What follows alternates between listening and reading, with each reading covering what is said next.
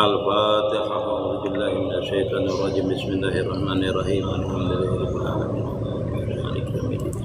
إياك نعبد وإياك نستعين. اهدنا الصراط المستقيم صراط الذين أنعمت عليهم غير المغضوب عليهم ولا الضالين.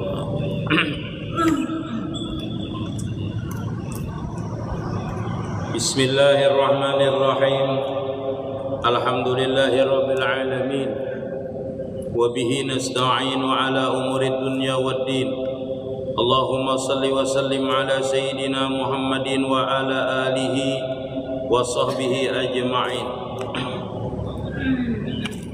قال رحمه الله تعالى ونفعنا به وبعلومه بالدارين آمين.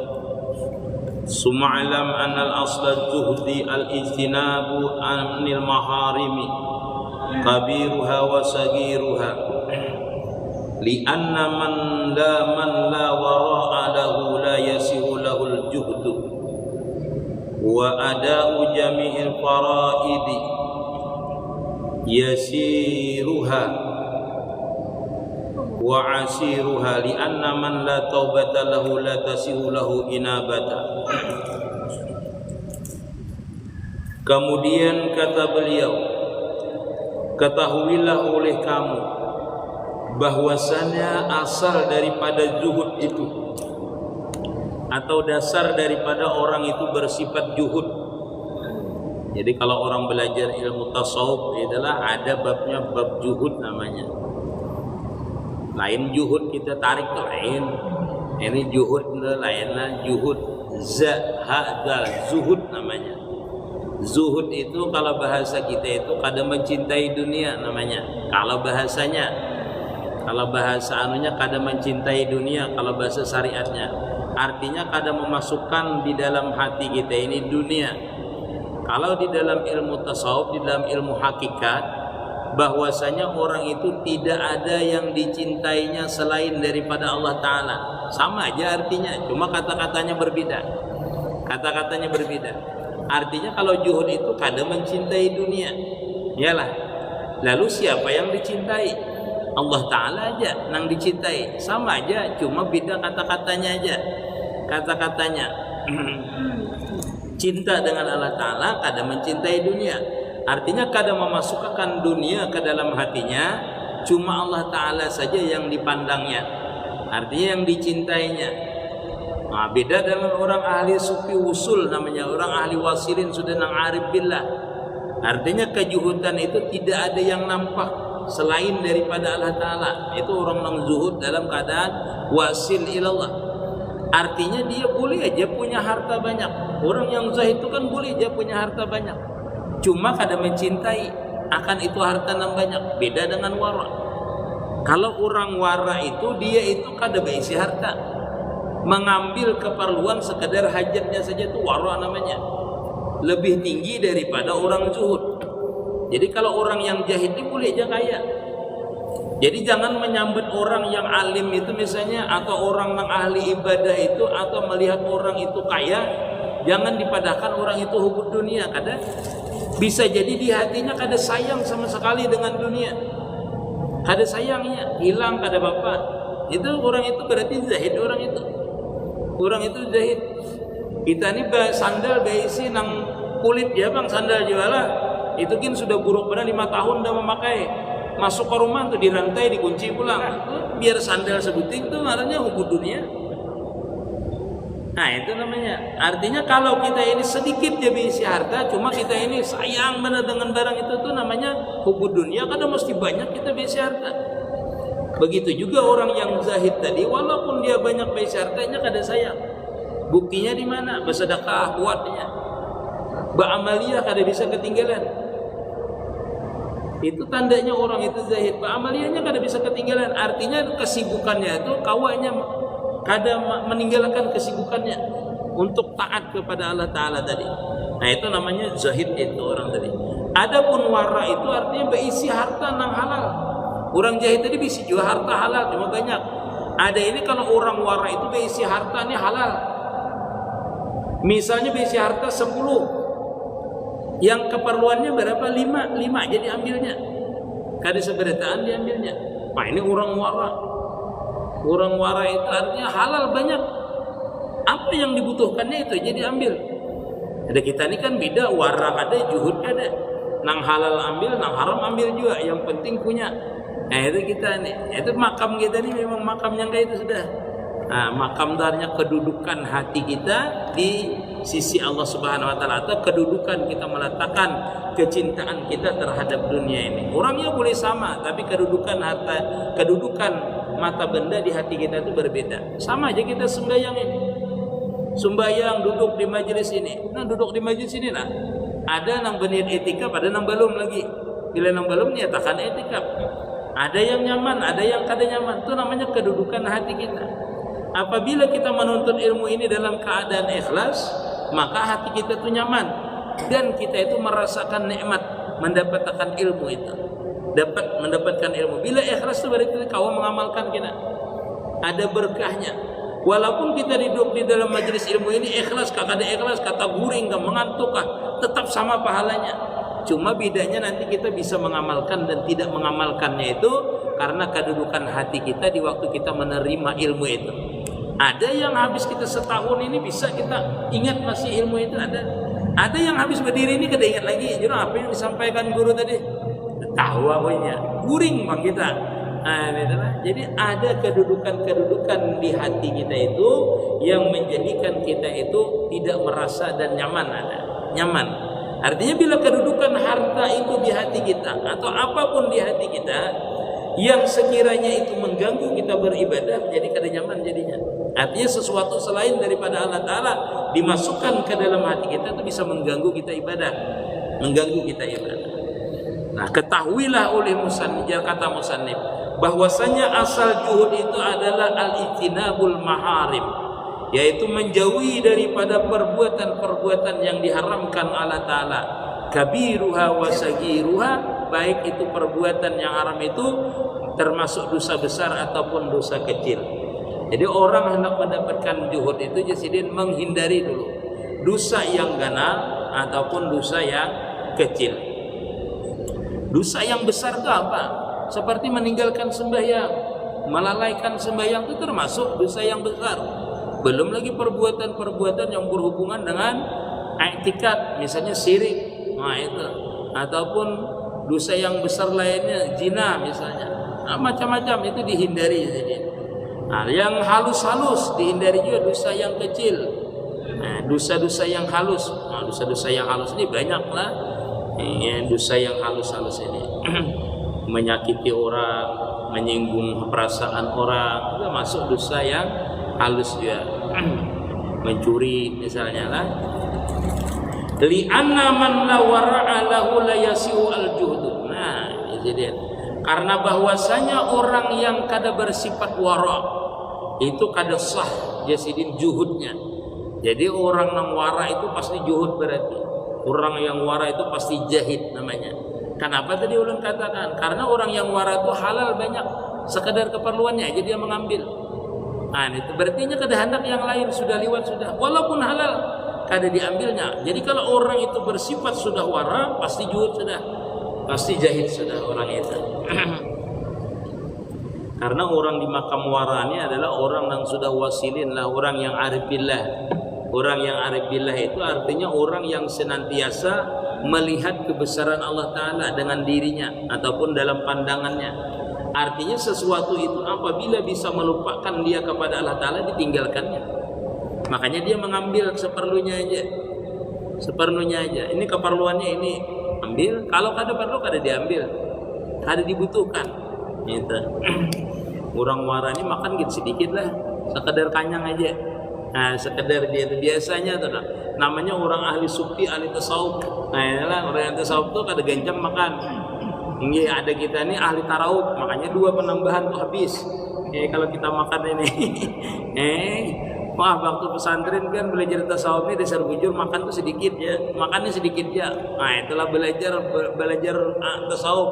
Belajar tasawuf, belajar guru. Kalau orang tasawuf tuh kan tapi gancang makan. Wah, dasar bujur kada gancang lah makan. Padahal lapar benar-benar lah. Lapar baru hendak dia makan. Ulun terus terang aja. Terus terang aja itulah. Ulun tuh sehari itu semuk aja. Semuk. Tahu lah semuk lah. Kalau mukpian bekas kaling susu tuh. Bekas kaling susu tuh dimasak. Itu dimasak ulun banyak di Sibaras kalau di pesantren. Karena di kampung ulun itu orang berhuma seberataan. Nah, jadi ulun bawa beras ini sekehendak ulun bawa. Cuma belajar ilmu tasawuf ini lalu makan itu semuknya. Semuk itu bila makan itu dibelah dua. Belah dua. Nah, yalah belah dua ambil sebelah. Jadi artinya kanyang kada kanyang sebelah dua makannya. Padahal nak masak sekehendak aja, cuma belajar. Intalo sama itu intalo lah. Kalau hendak banyak intalonya tuh aduk kuat-kuat. Aduk kuat-kuat. Jadi kan beguihnya. Masukkan ke dalam rinjing tuh dilinggam pulang lah. Jadi serinjingan tuh ganal intalonya. Nah, padahal satu aja intalonya. Nah, itu makan sedikit dibagi. Itulah merasakan belajar tasawuf tuh seperti itu. Dari makan dijaga maksudnya supaya jangan kanyang. Itu nah. Maksud ulama itu kita kada kanyang makan itu maksudnya belajar tasawuf itu supaya banyak berwiridan. Ada kita ini makan jujur aja sedikit guring juga akhirnya. Ngarannya santri ini orang kada berguringan, kada guring karena bila kita makan itu pasti mengantuk dan kada jadi beramaliyah. Makanya orang yang hendak wasil kepada Allah Ta'ala itu diantaranya adalah kada banyak makan. Satu. Yang kedua kada banyak guring. Yang ketiga berjauh daripada orang. Berjauh dari orang maksudnya beramaliyah. Beramaliyah, berkhalwat, misalnya berjauh dari orang pokoknya supaya jangan terganggu pikiran kita ini. Nah, kita ini kan kalau hendak kayak orang yang seperti itu kada bisa di pasar ini. Biar duduk di pasar di warung nih lalu nampirang rambut. Biar bawiritan tuh keganangan nampirang mau rambut tadi. Nah, kada bisa khusyuk kita. Kada bisa. Jadi orang tuh berujrah itu maksudnya menjaga mata, menjaga telinga, menjaga hati, menjaga pikiran sehingga beribadah itu khusyuk. Khusyuk. Nah, caranya orang itu kada guring malam itu supaya orang itu munajat malam. Karena munajat malam itu adalah diijabah oleh Allah Ta'ala lebih cepat. Karena para nabi dan para wali itu kadang-kadang diangkat derajatnya itu kecuali di malam hari. Nabi itu semuanya diangkat itu jadi nabi dan rasul itu di malam hari. Begitu juga wali. Kadang-kadang wali itu diangkat di siang hari, kadang-kadang di malam hari. Dan di malam hari itu cepat terbuka futuhat. Pintu kema'arifahan terhadap Allah Ta'ala itu cepat dibukakan. Pian belajar menghafalkah? Bila di malam hari itu cepat menghafal. Dan pian bisa mengerti di malam hari itu yang kita orang kada mengerti, kita mengerti. Karena di waktu itu tenang pikiran kita, nyaman pikiran kita di waktu itu. Nah, itu yang menjadikan kita itu dapat ilmu laduni. Sama kita itu lebih hafal-hafal itu seperti membaca kitab kah? Menghafal ilmu kala membaca kitab itu kadang merasa kita itu di malam hari itu kita bisa membaca kitab. Dan kadang merasa juga kita tuh paham dengan kitab itu. Dengan sebab apa tadi? Di malam hari itu cepat turunnya hidayah Allah Ta'ala, cepat turunnya ilham Allah Ta'ala, cepat turunnya petunjuk Allah Subhanahu Wa Ta'ala. Jadi berdoa kita malam. Ulun kada sembahyang ya malam hari kada apa-apa, duduk berdoa. Majib ini nak berdoa mendoakan aku mati kah? Duduk di higab ini kan? Bangun malam ya berdoa di higab ini. Jawabannya aku belum mati lagi jabine. Kada berdoa aja dalam hati. Ujar guru ulun biarpun kata mengata amin aja. Di waktu kita tengah malam itu terbangun, kita mengata amin aja kada apa-apa sih dia. Amin, amin. Kenapa? Karena para kekasih-kekasih Allah Subhanahu Wa Ta'ala itu di kala malam hari dia banyak mendoakan kita. Nah, itu kekasih-kekasih Allah Ta'ala, para aulia itu dia kada untuk dirinya berdoa biasanya, untuk umat dia banyak yang berdoakan. Itu orang yang benar-benar kekasih Allah Ta'ala, namanya khalifatullah. Nah, sama para nabi, nabi itu kan banyak mendoakan umat, begitu juga khalifahnya. Para kekasih-kekasih Allah Ta'ala ini kadang meminta, ada kita ini minta diri kita seorang. Untuk kita seorang biasanya meminta untuk, ya Allah sugihakan ulun, ya Allah taatakan bini ulun. Bila taat bini akan lagi ulun, anak menambah bini kita ini. Nanti itu ada orang alim itu, ada orang yang wali-wali itu banyak mendoakan umat kebanyakannya. Nah, dirinya ini paling meminta ridho dengan Allah Subhanahu Wa Ta'ala, meminta keridhaannya Allah Ta'ala. Orang yang alim ini kebanyakannya seperti itu.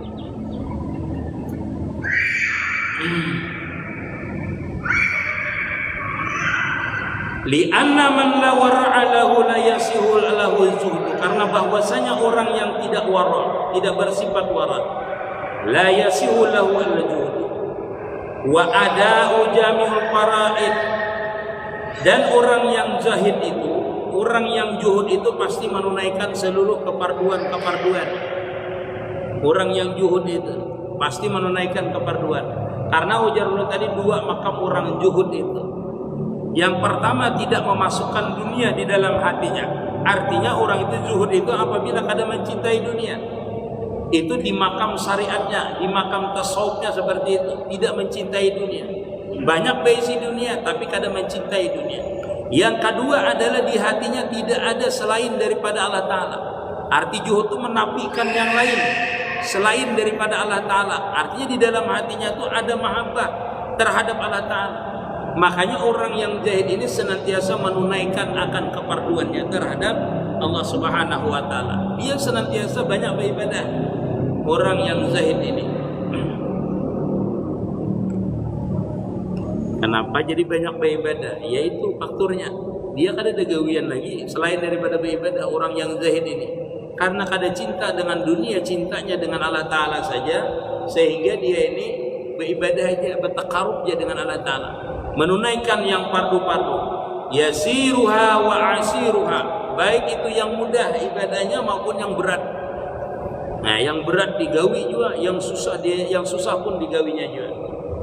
Makanya ada ulama itulah, sidin itu sudah kada kawal lagi lah, berdiri kada kawal lagi.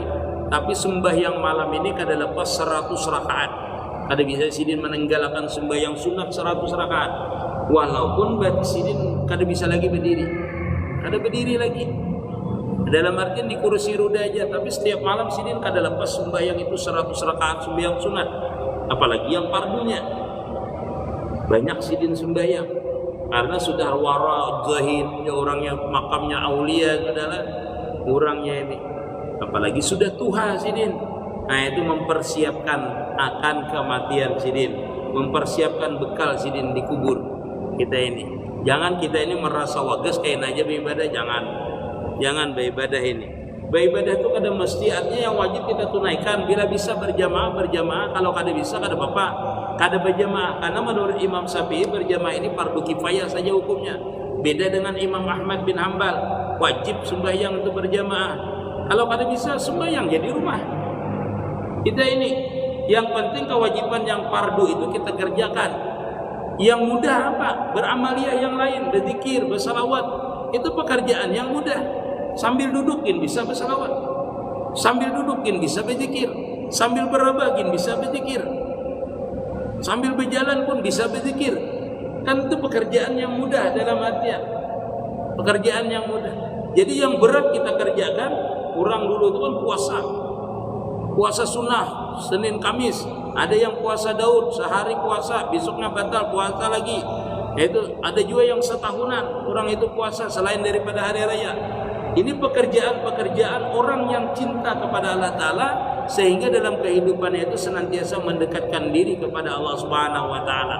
Artinya cara mereka itu mendekatkan diri kepada Allah Ta'ala dengan cara mengerjakan yang fardu dan yang sunat, baik yang mudah ataupun yang sulit tetap dikerjakan oleh mereka. Karena apa? Karena di hati mereka itu adalah yang tajali, yang nampak cuma Allah Subhanahu wa Ta'ala aja. Artinya mereka itu melihat bahwasanya kehidupan yang abadi, kehidupan yang kekal itu yaitu kehidupan akhirat saja. Mereka adalah, mudahan kita bisa seperti itu. Li'anna man la taubata lahu la tasihu lahul inabata. Karena bahwasanya orang yang tidak bertobat, baginya itu kada sah lahul inabata, kada sah taubatnya, kada sah kembalinya kepada Allah Subhanahu wa Ta'ala. Jadi kalau orang itu jersidin kada bertobat, maka orang itu kada sah inabahnya, kembalinya kepada Allah Subhanahu wa Ta'ala. Artinya kada kembali yang sebenarnya dengan Allah Subhanahu wa Ta'ala. Dalam artian kalau orang itu beramaliyah tetapi masih memperbuat maksiat, berarti dia itu kembali menghadap Allah Ta'ala itu seolah-olah kada sah, mauluk-uluk bahasa kita. Walaupun sah saja ibadah kita itu, sah saja ibadah itu, tetapi manfaat ibadah itu kada terasa dengan kita. Karena bukti kita itu sah diterima Allah Ta'ala ibadah itu, kita kada berbuat maksiat lagi.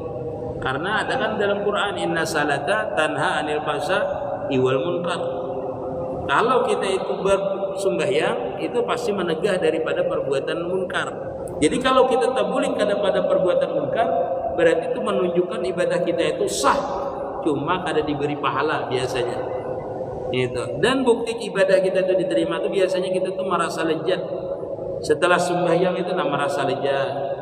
Setelah bersedekah kita merasa nyaman. Itu tanda bahwasanya ibadah kita ini diterima itu. Berarti itu. Kita ini bersedekah, habis bersedekah itu kita kadang mengingatkan sesuatu, tapi ingatnya kita nyaman hati kita habis bersedekah itu, rasa lembut hati kita, habis sembahyang rasa lembut hati kita, rasa dekat dengan Allah Ta'ala. Nah itu menandakan bahwasanya ibadah kita tadi itu diterima. Ibadah apapun itu, ibadah apapun, habis berzikir misalnya, lembut hati kita, habis berzikir itu menunjukkan bahwasanya ibadah kita tadi diterima itu oleh Allah Subhanahu Wa Ta'ala. Ada diberi rasa Allah Ta'ala itu kenyamanan, rasa dekat dengan Allah Subhanahu Wa Ta'ala. Itu tanda ibadah kita tadi diterima oleh Allah Subhanahu Wa Ta'ala. Bataubatuhu wal qiyamu bi kulli huquqir rabbi. Bermula taubat itu ialah menjalankan, melaksanakan bi kulli huquqir rabbi, yaitu dengan hak-hak Tuhannya. Itu tandanya orang bertaubat. Jadi orang bertaubat itulah ada nang zahir, ada nang batin. Ada nang zahir ini kan syarat taubatnya, yang pertama menyesal, yang kedua kada mengulangi lagi, itu taubat zahir. Yang ketiga mengembalikan hak orang lain seandainya ada hak orang lain, itu taubat zahir. Habis itu meminta maaf kepada orang yang kita zalimi seandainya kita ada berbuat salah terhadap orang lain. Jadi kita pernah mencuri punya orang, kembalikan punya orang itu taubat secara zahir. Kalau ada salah misalnya menyambati orang, menggibah orang, kita minta maaf. Aku pernah menggibah ikam, aku pernah menyebut ikam yang kada baik. Itu kita bertobat secara zahir namanya. Adapun taubat batiniah yang asalnya kada taat menjadi taat. Artinya hati itu ada niat untuk berbuat taat. Yang hatinya dulu kasar, karas, ada sifat takabur, ada sifat sombong. Taubat kembalikan sifat kita itu kepada sifat yang kada tawadu, yang rendah hati. Yang hati dulu misalnya kada bisa berzikir, ingat akan hati kita ini kepada Allah Ta'ala, ingat berzikir, itu taubat batin. Batin kita bertobat. Yang dulu jarang hati ini ingat dengan Allah Ta'ala, ingat dengan nikmatnya, jarang bersyukur, jarang bisa sabar, bersyukur dalam hati itu. Artinya mengarahkan kepada yang baik-baik hati itu. Asalnya yang kada baik diarahkan kepada yang baik, kembali kepada yang baik. Hati tadi itu taubat batin kita. Batin kita bertobat dari yang kada ingat menjadi ingat, dari sombong jadi tawadu. Ya asalnya yang kada bersyukur jadi syukur, yang tamak jadi kada tamak, jadi kamaah. Itu hati kita seperti itu. Yang kada ingat menjadi ingat. Nah itu jadi nyaman. Kalau sembahyang merasa kada ingat, ingat akan. Yang dulu kada sembahyang, bertaubat namanya. Yaitu menunaikan hak Tuhannya, bertaubat dari kada sembahyang. Yang waktu sembahyang banyak lupa, ingat akan di waktu sembahyang. Yang waktu sembahyang kan jarang khusyuk, jadi khusyuk, dikhusyukan. Jadi setiap kita beribadah itu bukan berarti artinya beribadah itu sekadar menunaikan keparduannya dan sunatnya aja kada, syarat dan rukunnya aja kada. Artinya dalam beribadah itu setiap ibadah kita itu kalau bisa lebih baik daripada yang semalam, lebih baik daripada hari ini. Sembahyang maghrib ini banyak lupa, sembahyang isya ini baiki lagi. Seperti itu. Sembahyang maghrib tadi aku banyak lupa nah, banyak mengingatkan ini, mengingat itu. Jadi ingatkan, minyak awal lah. Tapi tadi kuncinya tadi, bila banyak yang kita gawi, yang kita kerjakan, itu dan kita mencintai yang kita kerjakan tadi itu kada musuh sembahyang. Siapapun orangnya, walaupun alim. Jadi jangan pian melihat orang alim ini bulangnya ganal, bajunya berjubah 2 lapis, surbannya ada, khusyuk, belum tentu. Bisa aja sidin mengatakan surban sidin itu masih kreditan, masih terhutang di toko, bisa jadi. Atau bisa sidin memandang surban sidin minta pandang orang, bisa jadi riya dengan itu. Jadi zahir itu kan menunjukkan batin ada. Kitalah yang mengetahui keadaan batin kita itu dan kitalah yang mengembalikannya. Ada orang biasanya berpakaian biasa, sembahyang di ujung lagi, ya, bajunya biasa aja misalnya, Yang di muka ini misalnya pakaiannya lengkap, berminyak harum, bersiwak macam segala, belum tentu khusyuk. Bisa khusyuk yang di sana, bisa jadi pandang Allah Ta'ala yang di sana. Kenapa? Karena kita waktu beribadah itu yang penting kita menimbulkan sifat ubudiyah, sifat kehambaan, sifat kehambaan. Pakaian bagus-bagus sembahyang disuruh secara syariat, tetapi ketundukan hati kita di hadapan Allah Ta'ala itu merasa fakir itu wajib kita miliki lah. Merasa fakir, maksudnya merasa kita tuh berhajat dengan Allah Ta'ala tuh jarang orang memilikinya. Kadang-kadang kita ini berpakaian bagus, kita ini merasa bangga dengan sembahyang kita itu, seolah-olah pahusuknya sekampungan kita. Harusnya kita itu makin pakaian kita bagus itu kita makin memandang nikmatnya Allah Ta'ala. Banyaknya nikmat Allah Ta'ala lawan aku nih, kada pandai aku bersyukur, sembahyangnya kada khusyuk. Padahal sudah banyak nikmat aku diberikan Allah Ta'ala, sembahyangnya kada khusyuk. Ini bagus orang ini. Nah, lalu ini berusaha untuk khusyuk karena memandang yang seluruh yang ada pada dirinya ini adalah nikmat pemberian Allah Ta'ala. Apalagi orang itu misalnya pakaiannya biasa aja, lalu dia merasakan fakir dirinya. Ya Allah, ulun ini sembahyang ini kawa pakaian kayak ini dia, seadanya aja, karena ulun memang fakir zahir dan batin, kada bisa ulun memberi pakaian ulun, kada kawa ulun memberi kayak orang yang baik. Ulun ini fakir, ulun pun sembahyang kada tapi khusyuk ya Allah. Nah, itu di dalam hatinya, di waktu sifatnya ketawaduannya di hadapan Allah Ta'ala menunjukkan sifat kefakirannya, sifat kehambaannya. Nah, inilah yang dipandang oleh Allah Ta'ala waktu kita beribadah. Jangan kita beribadah itu berzikir 10.000 merasa jadi wali itu dah. Jangan berdiam di masjid ini dari pagi sampai malam, sampai malam lagi, merasa bangga kita dengan ibadah kita, duduk lawas di masjid. Itu kada diterima Allah Ta'ala karena ada sifat kesombongan. Kita ini ada merasakan bahwasanya kita itu hebat. Itu lalu kita kada merasakan lezat dalam beribadah tadi itu. Nah, jangan sampai kita seperti itu. Kada tenang hati kita itulah, kada nyaman hati kita itu kalau kita itu beribadahnya dengan yang seperti itu, sifat-sifat tadi itu yang takabur, minta lihat orang. Karena bila kita beribadah ini minta lihat orang, otomatis pian bila kada ada orang hambar kena beribadah. Karena apa? Karena pian kada memandang yang melihat itu Allah Ta'ala. Bila kada ada orang kulir beribadah, bila ada orang rajin berarti beribadah itu karena manusia, syirik hukumnya. Syirik hukumnya. Kita beribadah ini rasakan aja bahwasanya Allah Ta'ala itu melihat, dilihat orang kah? Kada dilihat orang, sama aja kita beribadah ini. Hanap di muka kah? Di belakang kah? Di mana? Di ujung kah? Kita ini asal hati kita aja dengan Allah Ta'ala nah. Hati kita dengan Allah Ta'ala, maka Allah Ta'ala itu akan memandang dengan kita. Artinya hati kita ini memandang kebesaran Allah Ta'ala, sedangkan kita memandang sifat kehambaan kita. Apa itu sifat kehambaan? Kada mengharap apa-apa selain daripada ridhonya Allah Ta'ala. Karena hamba itu kada mengharap upah, kada mengharap pahala kita. Menunaikan ibadah tanda syukur kita kepada Allah Ta'ala, tanda cinta kita kepada Allah Ta'ala. Di mana kita cinta itu kepada Allah Ta'ala? Karena seluruh yang ada pada diri kita ini adalah pemberian Allah Ta'ala. Jadi kita memandang diri kita ini bisa hidup ini lah pemberian Allah Ta'ala. Itu yang kita lihati. Luar biasa orang yang memberi kita ini. Kalau seandainya sedetik, 2 detik, 3 detik, semenit, 2 menit napas kita ini ditahan oleh Allah Ta'ala, isdet kita mati. Pandang ya ini. Kalau seandainya mata kita ini kada dilihatkan oleh Allah Ta'ala, kada bisa kita melihat keindahan dunia ini. Kada bisa. Pandangnya itu. Berarti aku semuanya ini berhajat kepada Allah Ta'ala. Berarti aku ini seberataan di diriku ini semuanya ini adalah nikmat Allah Ta'ala. Nah, waktu sembahyang itu nyaman mengangkat takbir. Mengangkat takbir, melihat rahmatnya Allah Ta'ala dengan diri kita. Allahu Akbar. Nyaman. Kada ada lagi melihat orang, dilihati orang, kada apa. Karena apa? Karena seberataan itu sama dengan kita, yaitu berharap juga seberataan. Jadi kita melihat kawan sembahyang, bajunya bagus, bajunya mahal, di depan. Itu kita lihat aja orang semuanya itu sama mendapatkan rahmatnya Allah Ta'ala. Tinggal hatinya saja bersyukur atau tidak, tunduk apa tidak di hatinya. Itu aja yang kita pandang. Artinya sama-sama hamba seberataan.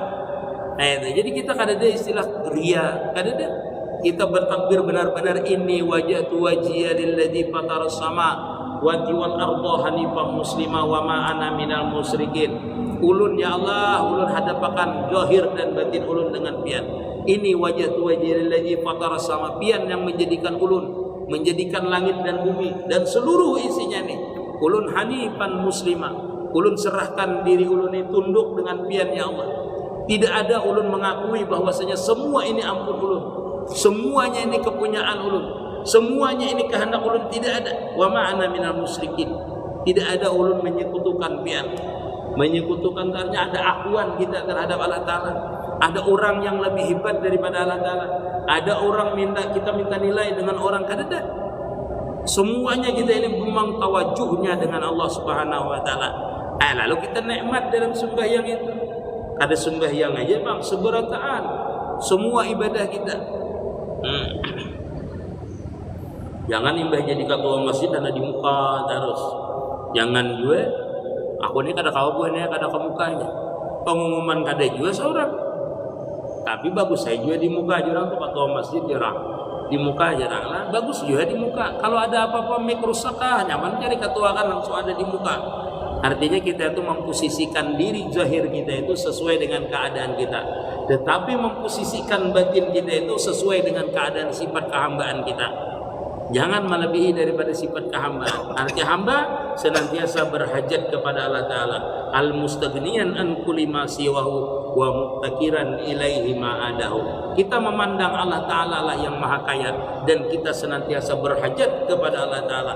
Itulah kedudukan posisi kita di hadapan Allah Subhanahu wa Ta'ala. Karena kita ini makamnya hamba, anta buddha ka'annaka tarah fa illam tarah fa innahu yarak. Kita makam kita adalah di ihsan, yaitu dalam beribadah senantiasa hadir Allah Subhanahu wa Ta'ala, senantiasa merasa Allah Ta'ala itu melihat kita, mengintai kita, meliputi akan kita.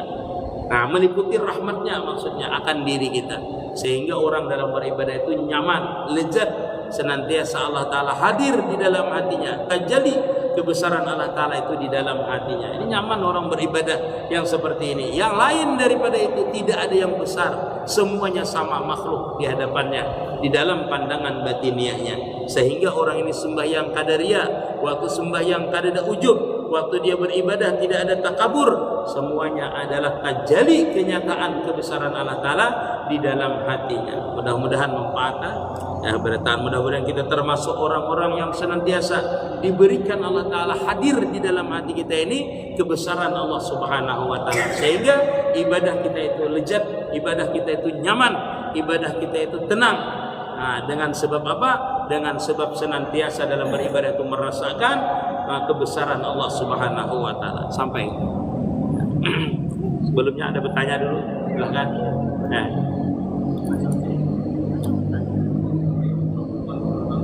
Salam.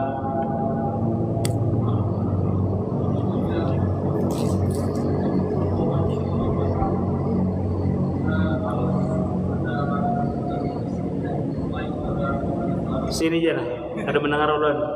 Biar kada bemik ulun talinga tutulian. Itu masalahnya. Jadi orang bertobat itu apakah hanya cukup menyesali perbuatannya dan berubah perbuatan itu tidak baik menjadi baik, atau apakah harus melalui tobat atau ada pertobatan? Iya. Iya. Apakah orang bertobat itu artinya harus melalui salat tobat? Itu dianjurkan. Kita sembahyang tobat itu setiap hari dianjurkan. Karena tidak mesti orang yang berbuat taat itu kada berdosa. Contoh tadi seperti tadi, pian berbuat taat tapi di dalam hati rasa sombong, itu dosa itu. Atau pian merasa ada orang yang pian harapkan dengan ibadah itu, syirik namanya, ria namanya. Itu perlu juga kita taubat. Adapun taubat secara zahir tadi, kalau ada kita menyesali perbuatan kita sesali. Habis itu kada mengulangi lagi, mengembalikan hak orang. Habis itu meminta maaf terhadap orang. Habis itu kita bergaul bukan dengan orang itu lagi. Misalnya kawan ini tilir terus setiap hari, kita tilir juga setiap hari. Jangan lagi berkawan dengan itu. Ubah kawan itu yang baik. Itu salah satu syaratnya taubat tadi itu. Artinya perilaku kita bertobat itu diantaranya adalah merubah pola bekawan. Kalau kita ini hanya tobat seminggu hampir berjudi, ya, apa? Main lagi kita aja, ada berduitnya, aku modal aja ayo ayan. Kita berkawan dengan itu lagi, jadi kita bulik lagi kita kembali. Jadi boleh sembahyang tobat itu setiap malam dah Bapak. Sembahyang tobat diawali itu dah Bapak. Apakah harus mandi tobat guru? Boleh aja kada Bapak mandi kan itu. Ada jadi masalah. Ini imam mandi itu tulak pulang biasa. Salah. Yalah, jadi kalau kita tuh kurang adalah mandi tobat ya. Ada, cuma di dalam kitab kada disuruh mandi tobat itu. Mandi tobat tuh kada ada disuruh, kada ada ulun pernah membacanya. Cuma kalau kita itu habis dapat sial disuruh mandi itu. Nah, lalu kita nih menafsirkan namanya mandi tobat. Misalnya habis ditangkap Pak polisi itu kan dikeluarkan sidin, wah ditangkap sidin. Nah, kamu keluar aja kada ada salah, ya anu lah misalnya, aku ampuni aja sidin lah. Wah itu mandi langsung ke sungai kata Bapak, itulah Anda syukurnya Anda tobat di jarak-jarak kawan kada lagi anak kayak itu ya misalnya lah. Nah, ada kawan kita lah. Nah, kawan kita disesahi polisi, maaf lah Pak polisi lah. Main judi disesahi polisi. Mana 3 kilo polisi bukanya jauh mana bukanya, polisinya berdiam aja melihat kita ini rasa disesahi polisi terusnya. Batu diambilnya batu timbainya ke sungai. Ujarnya kecuali batu itu timbul hanya aku berjudi lagi. Ya sampai wah ini biar kada berjudi lagi nya. Ambilnya batu artinya timbainya ke sungai. Habis disesahi polisi tadi. Kecuali batu itu timbul hanya aku ini anu berjudi lagi. Alhamdulillah sungainya kada karing-karing. Seandainya sungainya karing timbul batu itu. Masalah itulah paham kita lah. Alhamdulillah ya. Ya Rabbi bil Mustafa bali maqasidana bir lana ma madha wasi'al karami ya Rabbi bil Mustafa bali maqasidana wa bir lana ma madha wasi'al karami ya Rabbi bil Mustafa bali maqasidana bir lana ma madha wasi'al karami ya Allah biha ya Allah biha ya Allah bi usil khatimah ya Allah biha ya Allah bi usil khatimah ya Allah biha